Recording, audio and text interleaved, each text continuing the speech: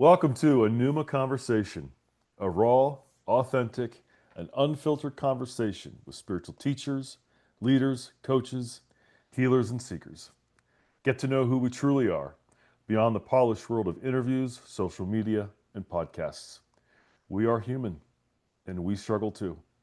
Join us in real conversations that heal, transform, and inspire. These are the conversations that remind us what it means to be alive.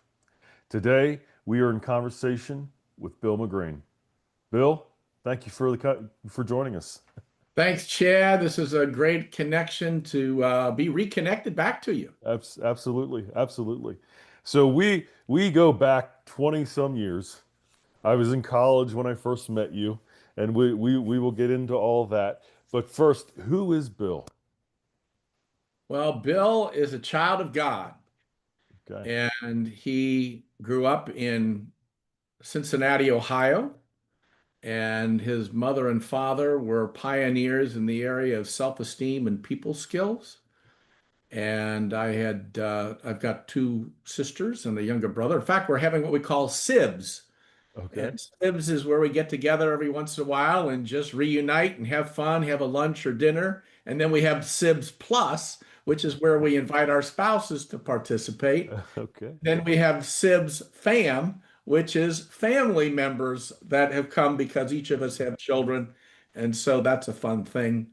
But Nice. I am a person who is committed to living my faith in action. You know, there's a lot of people who have faith, but they Yeah. don't live their faith in action. And so I do the best I can to apply that in my life. Yeah. Also, when you ask a great question, um, who is Bill McGrane? Bill McGrane is someone who loves people, Mm. who fortunately, my mother was a nurturer, and my father was an intellectual with a heart as well. And the combination of those two is what you get inside of me. So I learned the importance of basically loving people where they are. A great phrase, start where people are, not where you'd like them to be. Yeah, yeah. So what was your childhood like? Your parents are the pioneers of the self-esteem and was that always a part of your childhood or was there something that led to that? Can you take us through that story? Sure. Well, my father, in his college days, he grew up in Wilkes-Barre, Pennsylvania, in a coal mining town, and at that time was very depressed, and he was encouraged not to go into the coal mines. Okay. And so here's an example of, when people reflect on their lives, who are the people who made the greatest impact on your life? And sometimes those people are non-affirming people where they challenge you and say, you'll never, and then you Yeah, always yeah. try to overcome that and say, I'm going to prove them wrong. And on the other side of that are people who believe in you. So my father he went to a Catholic school and he had a nun who believed in him and said, you could be a great public speaker. Mm, So he then took some speech classes. And then when he graduated from high school, she said, you need to get out of town. So he then decided that the Lord was calling him to to go to the Catholic church to be a priest, to study to be a priest. And for 7 years, he did that in Baltimore. And then the eighth year, the Lord said to him, I want you to do something else, which at that time, you know, being a priest was the ultimate career. And so for him to go against that and go into doing something else, which was he went to graduate school in Colorado Springs and got a master's degree in education and started the school system in Puerto Rico. That was his first job out of school Okay. to study or to be the superintendent of schools for the government employees of America. And so that started that. But he met my mother. That's where he met my mother, Dean McGrane.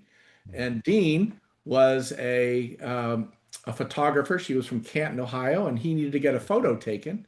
So we Okay. went in, got a photo with his friend, and walked out and said to his buddy, hey, I got to go back and meet that lady. And so that started their relationship. They had my sister. My other sister was born in Puerto Rico.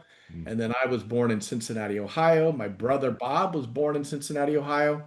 And so we have lived in this area of greater Cincinnati. Now I'm in northern Kentucky Mhm. officially, but it's just 20 minutes across the river. Yeah. And so my family background really has influenced me because my father had crippling low self-esteem and my Mm. mother had crippling low self-esteem. And my father had two questions he asked himself early on in his life. How come I hurt so much? And secondly, what can I do about that? So he had a personal relationship with God, but because of his background, his personal background, he didn't have self-esteem. And so what I notice now is there's two worlds. There's people who know God, but they don't know themselves. And there are Mhm. people who know themselves, but they don't know God. Yep. But the ultimate is when you align those two together. Yep. Yep. So that really has become my passion is to help people align living their faith in action so that you are a model to people. But going back to my growing up, I grew up with that crippling low self-esteem myself. Okay. I was shy in grade school. I just didn't do well. I had a speech impediment, and as a result of that, felt very uncomfortable speaking in front of people. And one of the things that, you just never know how things can impact your life. So in grade school, about the fifth grade, our school started boxing lessons. And I just went into that. That was just a part of physical education at that time at our school. And for whatever reasons I took to it, I was like a mini Rocky at that time. I was Okay. scrawny, wimpy, just had no confidence or really belief in anything. And I happened to win my weight class, so my parents had to come and see me talk about or see me box, and I won my weight class. And all of a sudden, that was probably one of the big defining moments where I developed confidence. Mm. Something that I think is important for people to know. There's a difference between confidence and self-esteem. Yeah. Confidence is a skill practiced over time. I learned to box and do good stuff, Hmm. but your self-esteem is the way you feel about yourself. Yeah. I was still dealing with that. But fortunately, I got over that. I went to high school, went to college, University of Cincinnati. Then I went to the Berkman Business School for Entrepreneurs up in East Burke, Vermont. And I learned about the importance of being an entrepreneur. Mm. Going back to your same question here, Chad, what influenced you growing up? Well, early on, my father suggested that I start a grass cutting business, and that was my first business that I started. Over time, I had about 30 grass cutting jobs. I was really making a lot of good money for a young kid at that time. But my dad asked the question. He says, "Well, do you want to work for yourself or somebody else?" I said, Mm. "Well, what's the difference?" Mm. I said, "Well," he said to me, he said, "Well, if you work for yourself, you get time freedom and you get to control what your income is. If you work for somebody else, they control your schedule and they tell you how much you're going to make." I said, "Well, that's interesting." And so I started in high school uh, uh, a business selling smoke detectors where I would go into people's homes. At that time, it wasn't an official thing you had to have in your homes at that time. And so I was very successful with that. And then my parents were doing their self-esteem and attitudes and communications class. I took that. And I remember, Chad, coming back from that adventures and attitudes class. And I was so wound up, I couldn't sleep that night. Wow. Just so excited by all the new knowledge and insights and discoveries I had about if I look at the way I think, it changes the way I feel, and then Mhm. it changes the way I act. Yeah. So early on, that became a powerful message for me. And I then, because my parents were doing these public programs for adults, I felt something needed to be done for young people. So at age 15, I started researching what are the needs of young people. Mm. And I developed a program called Get High on Life with Self-Esteem, which is a one-day format, or it could be done over, schools are now using this in their school systems over a semester or quarter for ages 8 to 18. And that program really I did for probably thousands of them. Once a month I would do these when I was in high school and college. And still today now we have this program has been translated into Guatemala, Wow. into Albania, into Spanish, and anyone who's interested in impacting young people, we're training trainers who want to do this either as like a mentorship, whether you could take an individual or a classroom or a church. We have some school churches that are putting it in their programs there. But my early good, keep going back to stay on the Yeah. question, Chad, that you were talking about. Um, I really had crippling low self-esteem Hmm. and wanted to find a solution to that. And I knew God. Fortunately, I had been modeled about the power of your spiritual life. And I learned there's a difference. I grew up in the Catholic Church. I learned the difference between religion and spirituality. And my first girlfriend was a Presbyterian, and she had a whole different way of looking at life.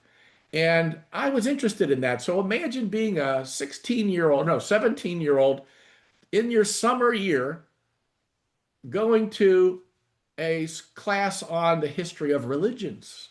And so Mm. I drive downtown and be a part of this class because I was curious about how come there's so many different religions and backgrounds?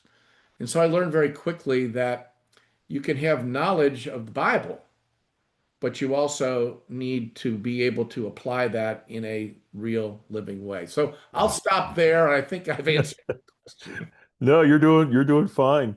So like myself, you've just been a seeker almost since day one.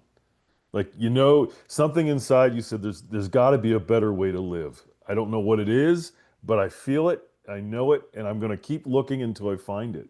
And for you, it was kind of easier because your parents were already kind of doing that. They were preparing the way for that to happen.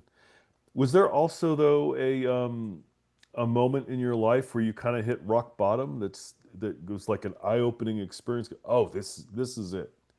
You understand the Yes, well, I call those SEEs, significant emotional events. Yes. Those are the critical incidences that shape and Yes. impact your life, both affirmatively and non-affirmatively. Hmm. And as you ask that question, what comes to mind is I was dating a girl in Toledo, Ohio, which at that time um, she ended up becoming my wife, Sonia. And at that time we were dating though, and we went to a Hmm. movie. Hmm. And at the end of the movie, all of a sudden the credits are coming up, and all of a sudden I had these deep feelings coming up. I didn't know what was going on with me. Wow. I didn't know what was happening. So, people are walking out and we weren't walking out. All of a sudden I started crying Mm. uncontrollably. Well, this is the first time I'm really dating this girl, and I'm kind of freaking out. And you can kind of feel yourself closing down and opening up, closing down and opening up, and people are walking away, and you're preoccupied with what do they think? Am I looking weird? How come I'm crying? And there was no reason to be crying from this movie. It was just a normal movie. In fact, I don't even remember what the name of the movie was at that time. Yeah. Get up, we're walking out, and I can still feel this opening and closing happening. Mm. And so we get into the car, and I couldn't drive. So I looked over to her. I said, I don't know what's going on with me, but just bear with me. And, I'm just Yeah. still sobbing. And just a couple moments later, I got in touch with what the feelings were. Mm. And that was gratitude. Wow. I somehow that movie was talking about mother and father, and I was so grateful for my mom and my dad and how they had been preparing me for life. Now it's probably 11:30, at that time you had to put money into a Yeah. phone thing and call it. So it's 11:30 at night. You don't Yeah, normally yeah, talk yeah. to parents at that hour. And I just got on the phone. I said, "Hey, mom and dad, I just had to thank you for raising me the way that you did and bringing me up to be who I am today. And I just love Mm. you and I want to thank you so much for that gift." So that was a gift that began with a story before that. When I was in the fifth grade, Chad, I had a best friend. His name was Michael Claskins. And Michael was lived in the area where we were, and we would get over, we'd go together. My first lemonade stand, I think, was with him. Okay. Who remembers having a lemonade stand? Yeah, yeah. We did that, and we'd play army and all kinds of fun things. But our my parents had three values and what they wanted to prepare us for life with. One was to have a personal relationship with God, not a religious one, a personal relationship. Two, be a lifelong learner, because the more you know you don't know. And then third is travel the world so that you have a better idea that the world isn't always like the world you live in, so that you have a better perspective to the life that other people are living. So here I am. My parents decide they're going to take us on a vacation. We come back from that vacation, and I was supposed to be invited to a camp in Arizona with Michael Claskins. So I get back from the trip, and a neighbor girl brings over a piece of paper. She hands it to my parents, didn't know what it was. And my parents invited me up to their bedroom. And they said, you know, your friend Michael Claskins, do you want to get together with him? I said, absolutely. When can you drive me over to spend some time with him? And then they read the obituary section Mm, of the newspaper where Michael had fallen off of a cliff 1,000 feet to his death.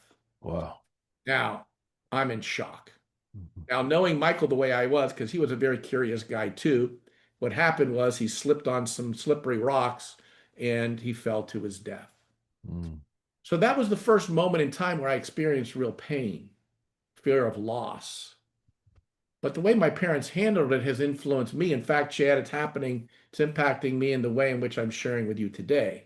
mm, So they said, well, would you like to get together? Well, I was close with the family. They invited me over to the house. I spoke with the parents. I spoke with other siblings that they had. And then throughout early later on in my life, people would ask me, how come I treat people the way I do? How come I am the way I am? mm. I didn't have an answer. But later on, as things continued in my life, I realized this. You never know how long you have on the planet. Act as if this moment is your last moment. Mm, yeah. What would you do? What would you say? What would you not say? What would you experience?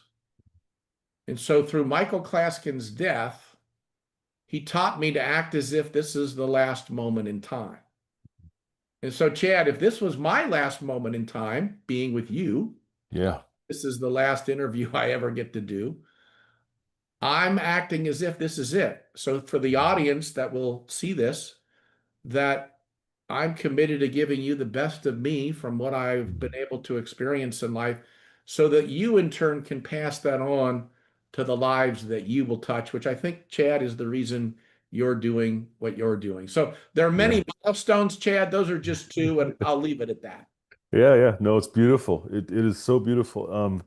We've talked before this about my one of my big transformations in life was reading the book A Course in Miracles, which I know you're familiar with, and Yes, that translated into what you're saying, which is what am I bringing to relationships, not just to myself but with others? How am I showing up? Am I being judgmental?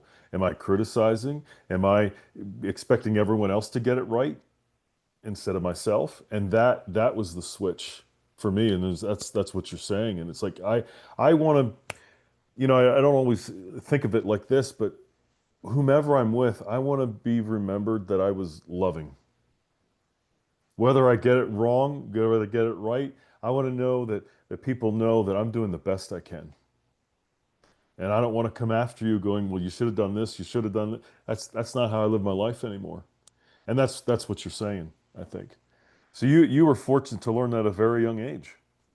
absolutely. And the gift that, continued as I was doing this Get High in Life with self-esteem. I started speaking. In fact, my first public speaking engagement was I was age 14, Oh, and a Methodist church youth group invited me to come and speak. Another milestone that I'm just remembering, Chad, is, if as a parent, I've got two boys and two girls ourselves. And so you want to make sure that the next generation is coming along. And so my father invited me to read a book. I hated to read. I was Okay. 14. He was a lover of reading, and he wanted me to read. Well, I didn't want to read. So you always got to find what I call the hot button for people. And my hot button was a hamburger, cheeseburger, fries, and a chocolate shake. So my dad sat down with me and he said, I've got a book. In fact, I don't know if you can see it up here. It's called I Dare You. It's written by Yeah. William Danforth, president of the Ralston Purina Company. And he felt young people weren't being taught leadership skills. So in that book, I read this when I was age 14. And my dad basically said, hey, if you read this book, I'll take you to wherever you want to go to eat, and we'll have a conversation about what you got out of the book. Because when I read the book, he said, self-disclosure, it really impacted me and it made me think of you. I said, okay, Dad, fine. I'll just finally read this book. And as I started reading it, it started making sense. Hmm. It talked about the four checker system to make sure that your faith, your physical life, your educational life, and your emotional life are in alignment. Yeah. And so we sat down at the Waffle Toddle House, which is kind of like a Waffle House at that time. Okay. And sure enough, got my hamburger, cheeseburger, and fries and the chocolate shake. And we talked. So my relationship with my father changed from just being a dad Mm. to being wise counsel. And we all need wise counsel in our life, to not think of ourselves as it, but there's always somebody with more wisdom and experience than you. So put yourself under biblically oriented people who understand the source. And then they also have their skills, whether it be financial needs you have, educational needs you have, health needs you have, whatever it would be, travel needs that you have. As my dad would say, find the best of the best, hire the best, pay the most of whatever you can afford at that time, so that you would be able to get the best knowledge at that time, which saves you the years of trying to collect all that wisdom and experience. Beautiful. Beautiful. So that led to, so when you were starting this as a teenager, I'd forgotten that. Yeah, age 14 was my first speaking engagement, talking about that book. And in that book, it Okay. talked about the wheel of life, which is being more balanced in your life, which is really at the hallmark of the McGrain Institute at that time, now Mhm. McGrain Global Centers. Right. But the Wheel of Life basically says you need to be balanced spiritually, physically, socially, mentally, financially, family, career, and tithing your talents. And so each day you want to be doing something in each of those areas so that your life is well balanced. Because a lot of times what people do is they get focused on their career, they get focused on their kids, they get focused on other things, and they lose sight of all the dimensions that one has to have to live an excellent life. Yeah. Yeah. Beautiful. Beautiful. So what for people who don't know, because I know there are a lot of people out there, because I run into them a lot. What is self-esteem? And who cares? Well, self-esteem is something, our definition is the self-respect you feel for yourself. It's an emotion. And most of us have been trained to think. If you think about all of your educational background, most education teaches you how to think. Yeah. It doesn't teach you how to feel. Right. And yet, the very issue that most people have in their lives are dealing with their emotions. Yeah. So, some people think that self esteem is self confidence. Well, our definition of self confidence is a skill practiced over time. You can become really good. So, a lot of people look confident, but their self esteem is low, and they're masking their confidence or their self esteem by acting and looking confident. The other piece to this, and you might be able to see this here, Yeah. we have the tree of self-esteem. That's kind of our anchor that summarizes what we're really all about. Imagine, for those of you who might be just listening, a tree. And a tree has a root system. And some root systems are very shallow. And other trees have a deeper root system. But out of your root system, parents, generations, comes where you either on the tree of life are moving on the left side of the tree, which the tree is barren and dead. We call that the self-image side of the tree. And the self-image side of the tree is it's not safe for us to be ourselves. Mm. So we learn to have a mask depending upon if we were with mom or dad, our friends, teachers, work, whatever it would be. And for many people, because it wasn't safe for them to be their real selves, they had to put a mask on, a facade, Yeah. a chameleon to adjust to the circumstances so that they could feel safe. Well, that isn't self-esteem. So on the right side of the tree, imagine there's green growth and life that's happening. And on the right side of the tree is self-esteem, which is self-respect a person feels for themselves. It's not dependent upon the outside world. Hmm. It's dependent on who God made you to be. So people say, Yeah. well, where does self-esteem come from? Well, first of all, if you don't know the Bible, we encourage you to study the Bible because that's the source of understanding hereditarily and generationally where you've come from. Now, that does not mean religion. Yep. There are many religions that are controlling people to operate on self-image, which damages people from having an authentic, real, personal relationship with the Lord. And so when your self-esteem is high, you can transcend the daily life of what's going on and realize there's an eternal life. So self-esteem, very simply, is the self-respect you feel for yourself, which then you always have a barometer of knowing where your self-esteem is by two things. How do you treat yourself? Hmm. Secondly, how do you treat other people? And when you treat other people, when you treat yourself with dignity and respect, the natural overflow is to give that to other people. Absolutely. Absolutely. I've found that to be the case in my own life. And one of my expressions is vulnerability plus humility equals authenticity, and authenticity equals courage. It, Absolutely. we do not find a lot of people who are courageous enough to be vulnerable and humble to say, I mess up, I make mistakes. Can I get some help? And then translate into sharing that with others. Um, yet we're wanting to see that more in each other. But we keep looking at each other to do it instead of letting it start here. And that's what you're teaching. Yeah, well, I call it self-disclosure. Okay. Yeah. And that is very simply, how are you letting people into the inner sanctum of you? So, as you bring that up, I remember I was facilitating one of our classes, and a woman came. In fact, it might be up there somewhere. Is a little Pinocchio. She brought a little Pinocchio, from Okay. Disney World, and she said, "Bill, you're like Pinocchio." Mm. Now, normally people, here's something else that's important for people to know. Don't attack people, ask them questions. In fact, Mhm. I wrote a book later on, we'll talk about this, Just Yeah. Ask, which Yep. is learning to ask questions. But what I did is I asked, well, what makes you say that about me? She says, Bill, you make it look so easy. How come you don't, it doesn't look like you have any problems or anything. Yeah. Yeah. Why don't, tell us your hardships? So I started telling stories about my own challenges in life, about my having a lisp and how I didn't talk normal. And so I didn't feel comfortable talking and speaking to other people. And all of a sudden, this Pinocchio that she was talking about is I became real.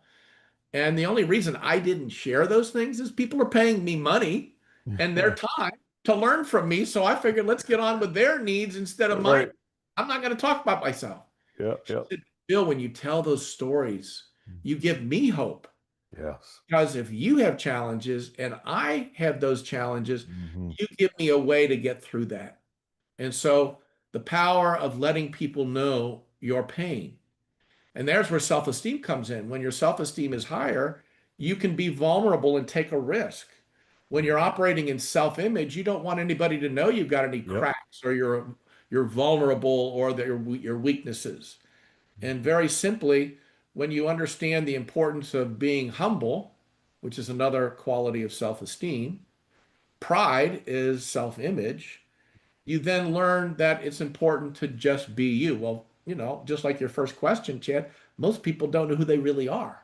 Yeah. They're Yep. just they're just existing, going through time, hoping that the pain that they're dealing with inside goes away. But the older you get, it starts to creep up. Mm-hmm. Then eventually you have a decision to make. Do I open the door to seeing truth, or do I still live in pain? And that's what's exciting about what you're doing, Chad, which is how come I wanted to Yeah. be with you today and to Yeah. support what you're doing. Thank you. Yeah. Yeah. Because we all struggle, and there's no reason to hide it. And especially those of us who are in the industry that we're in, that do this kind of stuff. There's nothing wrong with saying I struggle too, because it's led me to do what I do. It's part of my story, and my story helps others.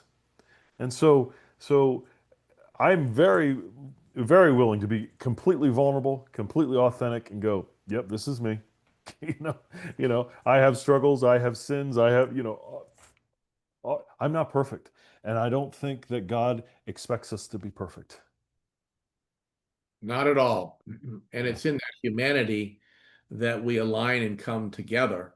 Because Yes. if you look at really what touches people's hearts, Mhm. it's one thing to have knowledge, but it's another thing to come from your heart. And when you align your head and your heart, that's when people really connect with you because Yeah. people are looking for authentic, real truth Yeah. instead of being sold pablum to appease someone or to accomplish some agenda that someone has. And you said it well, is love. Yes. LOV. The bottom line is how am I creating more love in who I am and who I'm being with other people? Yep. Beautiful. So one of the conversations I wanted to have with you today, because I don't know that you know my entire story, especially with my father. Um, my father met you. I think I was a senior in high school, and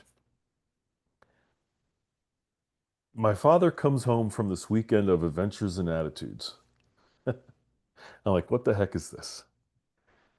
For the first time in my life, I'm seeing authentic tears from my father. I've seen him cry before. I've seen him, growing up in church, I've seen him go to the altar and, but never anything that lasted. Here I'm seeing my father for the first time in my life break down, and I didn't know how to handle it. It was something I wanted. I wanted to see my dad be authentic. I wanted to have a loving father, and here I see it happening, and I didn't know how to respond. And I wanted what he had. I wanted a relationship with him, but I didn't know how because I still didn't deal with me. I was still angry. And so this is great, Dad. This is wonderful. And I think I remember too. I think I was encouraging. I was supportive. Um, did my best to go along with what he was sharing. And then I think it was my sophomore year where I met you, and I went through your course, Adventures in Attitude, and I was getting it, but I still was filled with a lot of anger. There was still I had still had a missing piece, and so I went through years where I still didn't talk to my parents, even after going through one of your programs, because there was still a piece that I needed. But you laid the foundation for what I needed for what was to come. Yeah, I call that a seed. And Okay. the course that you're talking about, your dad attended the self-esteem course at Okay. that, and as you're saying this, I hadn't thought about this in a long time, Chad, but I can remember your dad being there. I think your dad went to I asked your dad one time, how did he, Mike Schober is his name, for those of Mhm. you who might be listening, uh, and he met a consultant at a booth and said, well, Okay. you need to go to a McGrane class if you're a consultant. And so at that time, your dad was doing consulting for a plumbing company, but Okay. he came to the class and and he came, from Pennsylvania at that time to Mhm. Northern Kentucky. And I remember your dad sitting in there and just weeping in pain Mm. because that concept of self-image versus self-esteem was really at the core for your dad Yeah. Yeah. and how he got in touch with how regretful he was about how he treated your mother Mhm. and how he treated you as children, and really was not. a father because he was so in pain himself. He couldn't be there for other people because he was hurting himself. Yeah. So it's interesting to hear that beginning connection. Yeah. He used to, told me quite often, he used to say, God, in spite of me, heal my children. And that's always stuck with me. So have you heard similar stories with other people you've worked with where the parent or the child gets it, but there's still kind of some angst in the relationship, but then later on there's healing? Have you heard that? Absolutely. It's a process. Yeah. And that, most people want instant fixes, and people come to our trainings because they think that they are going to get the solution for everything. And in a way, we do prepare you for life. That's our goal, is to prepare you for life, because the principles we're sharing are what I call universal principles that work personal, relationship, career, ministry, whatever an area that you're in. These are skills that one can use forever. But I think that one of the things that happens is people have to take their own journey. Yeah. A lot of times, parents intend to do well, and then I call it upsing instead of making. And sometimes the upses, like in your dad's case, they were really big upses. Yeah. He acknowledges that. Yes. Mind me, I want to tell you a story about a gift that your dad gave me. So Okay. mind me to tell that story about your dad, because your dad's a perfect example of someone in pain who learned how to get out of the pain, Hmm. to love himself, so he could then give that love to you, Chad, and to other Yeah. people. Yeah. And again, he's still human. I'm still human. You don't have to be perfect in this stuff. But what's your intention? Mhm. Your intention is to create a better outcome. So he was committed to having a better relationship with each of you. Yeah. So glad that you were able to make that change. But as you said, Chad, you had to be ready. Yes. Your dad wanted it probably earlier than you did, but you had to go through your journey to finally get. And so, what was that journey for you that caused you to change to have a better relationship with your dad? Oh my. Um, I have to, again, I have to say it again. It was a Course in Miracles because I still wasn't talking to my father at that point. And I read A Course in Miracles 4 years ago now, I think, the first time. And I wasn't talking to any one of my parents. And I had lived in Spain for 4 years prior to that. I took off to another country because life just was not working for me and I didn't know what else to do. I was really, really close to committing suicide at that point. This was 2014. And I hiked a pilgrimage called El Camino de Santiago in northern Spain. And I said, God, I don't know what else to do. I'm just going to go hike because if this doesn't work, I'm going to end it all because I am so miserable. My word that I was looking for was peace. I wanted to feel peace inside because everything inside was not right. I mean, I was like this. My nervous system was like this all the time, and I couldn't sit still and I couldn't be still, and I just needed peace. And so Spain was my last effort to find myself. And then I ended up staying for 4 years and doing a bunch of things there. And then I moved back to the States and lived in New York City for with a friend of mine, and then ran into some other people who really saw me, like so many other people have in my life. And they said, well, I think you might connect with this book. And I was like, well, I've heard this book before. And so at that point, I had also shut down I didn't shut down my relationship with God.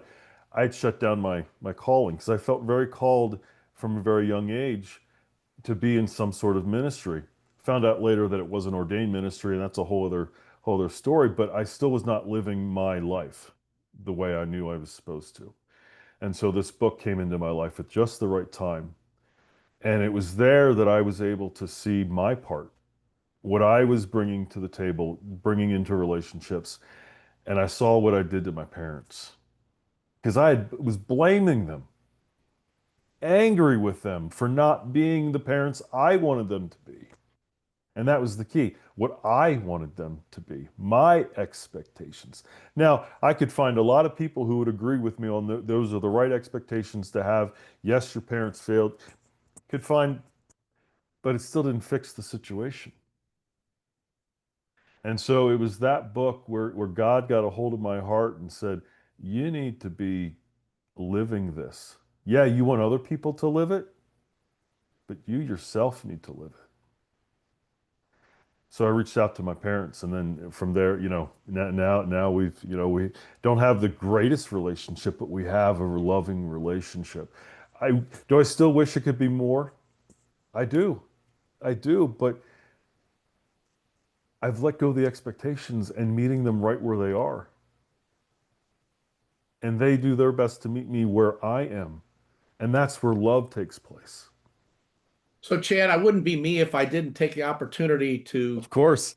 do something with that, because what what would need to exist for you to go to the next level in your relationship with your parents so that it's more than what it is at this point? Hmm. What's the one thing that you think would allow it to go to the next level?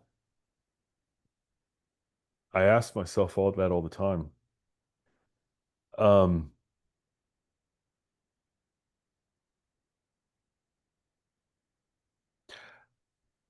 I wish that my dad and I saw each other more. Mm. So you like to spend some time with your dad. So it's not necessarily a disconnection. Exactly. It's just being able to be More more relational. relational with each other. Mhm. So what would need to exist for that to take place? Oh boy. Um, You live in the same town? very close. Very close. I have I've extended the invitation. I've done everything that I can do to make that happen.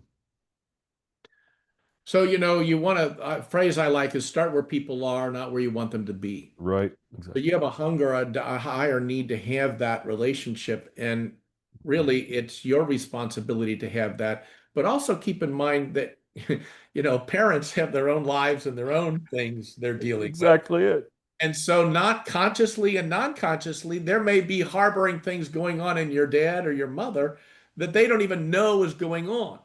Yep. So, have you ever asked yourself the question? Have you ever said something like this? Dad, mom, I really appreciate our relationship and I'd really like to take it to the next level. What do you think would need to happen for us to be closer? What do you think your dad would say?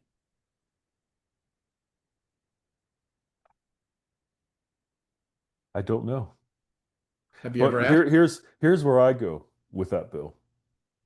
For me, it's if okay, first of all, I'm judging and having an expectation of something that I think is lacking in our relationship. So I take that inward and I go, okay, what is it in me that's being reflected into me where I think there's something that's not meeting my expectation.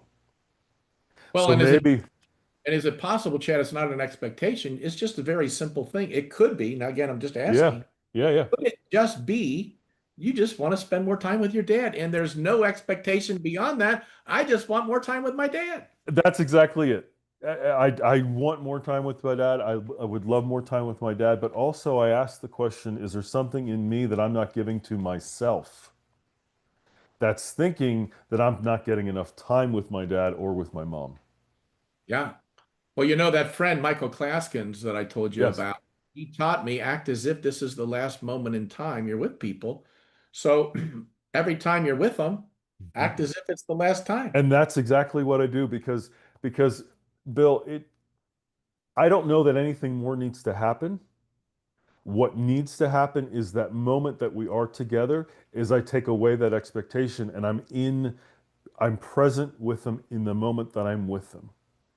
Because I don't want to put any more expectations on my parents like I used to because I used to I used to kill them with my judgments, with my anger and would continue to bring up the past.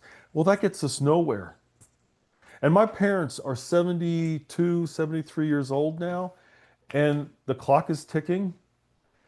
How much more time do I have with them? And if I live in the place of expectations or should, ought, and musts, instead of being in the place of, okay, you know what? I'm going to cherish the moment I have with them right now. That's what's important. And that's the place I live.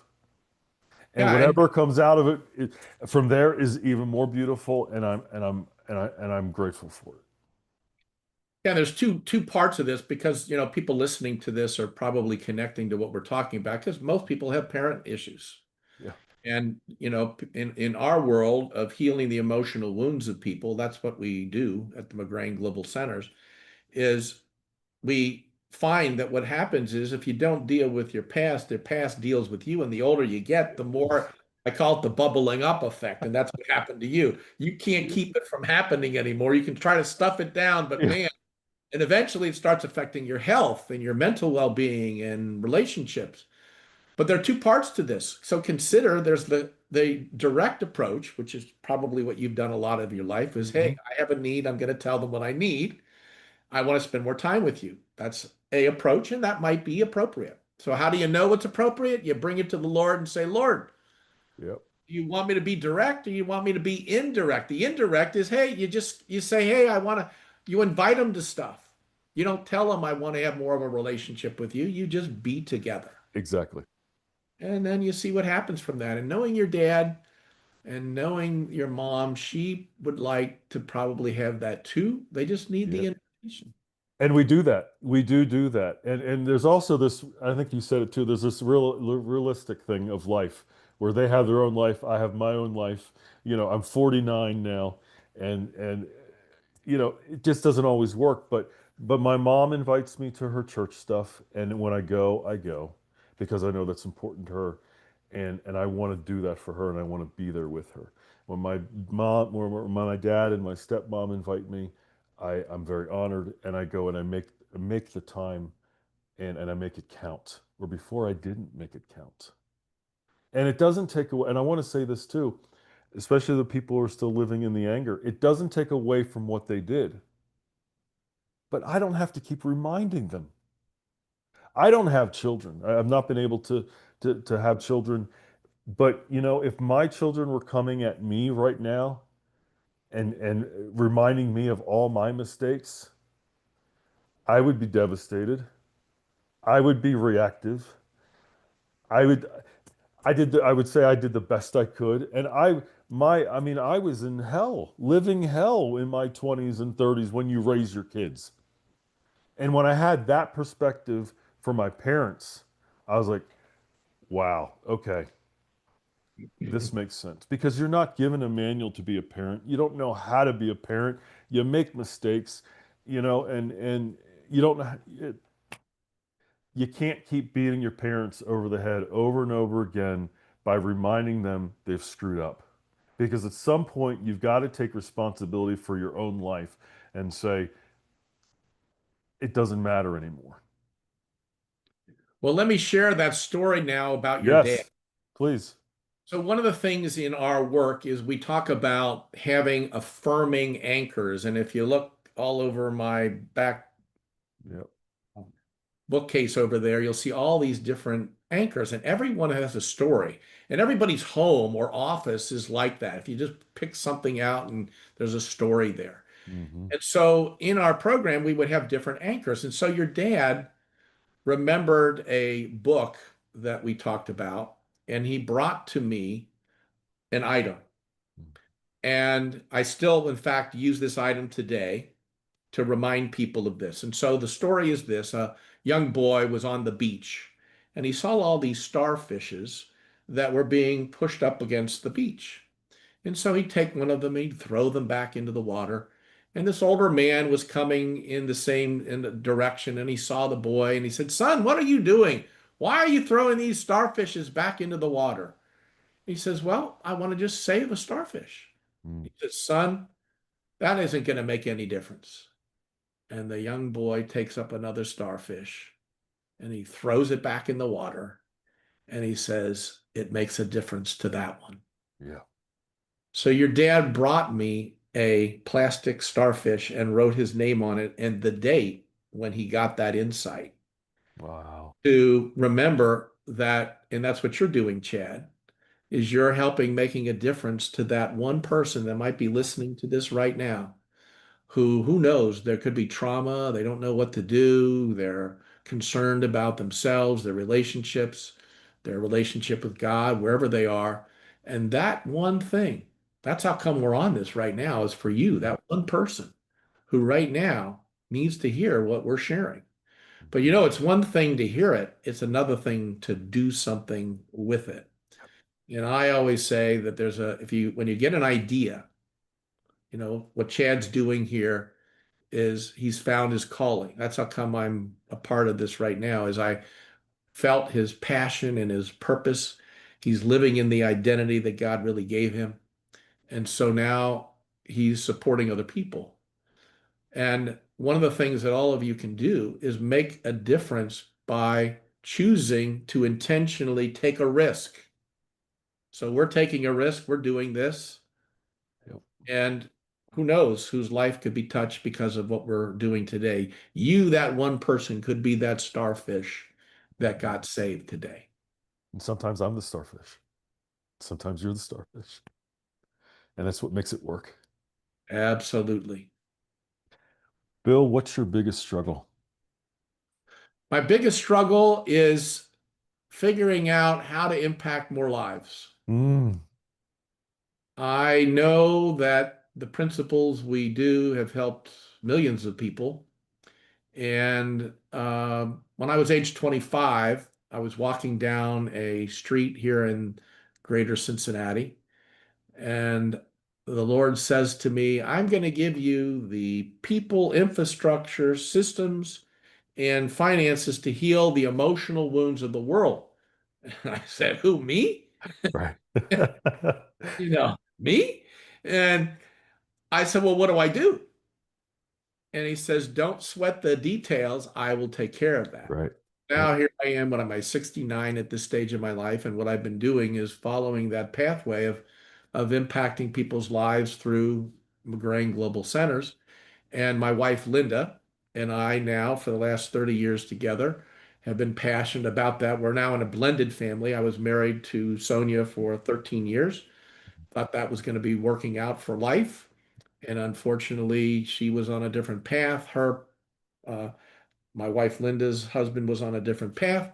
Fortunately, we came together. It's really a blessing because through tragedy, through divorce, through whatever obstacles happen in people's lives, like my own, I never thought I'd be divorced. My wife Linda never thought we'd be divorced. Our past spouses didn't think we'd be divorced. But through that journey, it's really helped us to be in alignment with who we need to be. So struggles can be, if you learn from them, the opportunity to move you forward.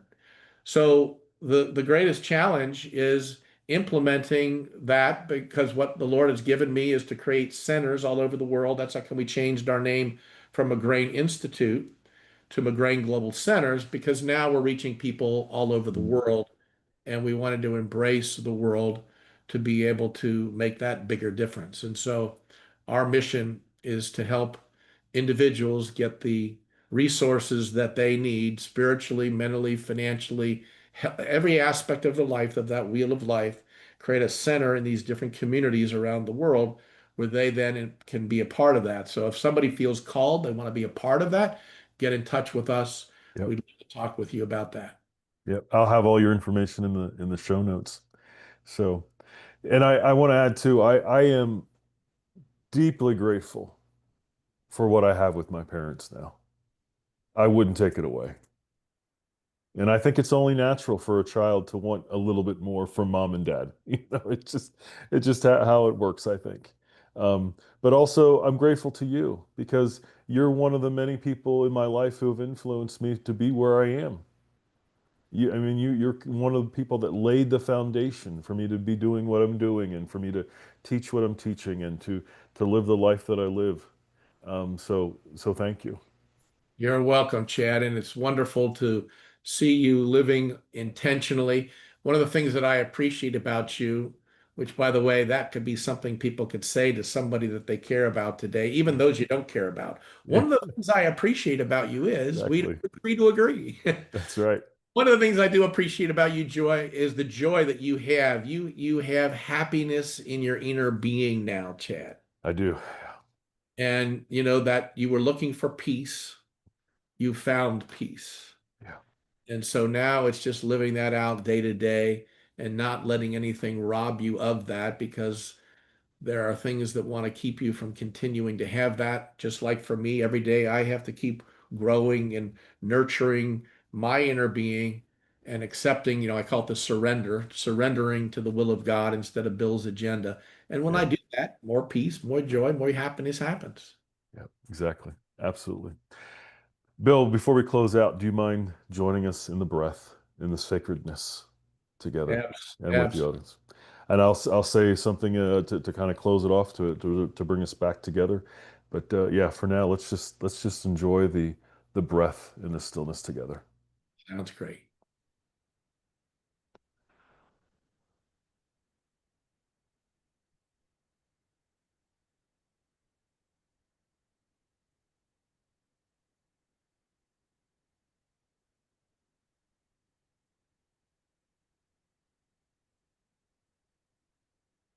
We are grateful for life. We are grateful for friends. And we're grateful for the Creator. And as we open our eyes, we bring this peace and this stillness and this sacredness to every part of our lives. Bill, thank you so much. Great being with you, Chad. This has been incredible. Onward and upward. Onward and upward. This has been a Numa conversation. Thank you for sharing in the breath. Together, we've remembered a little more of what it means to be human. Until the next time, breathe.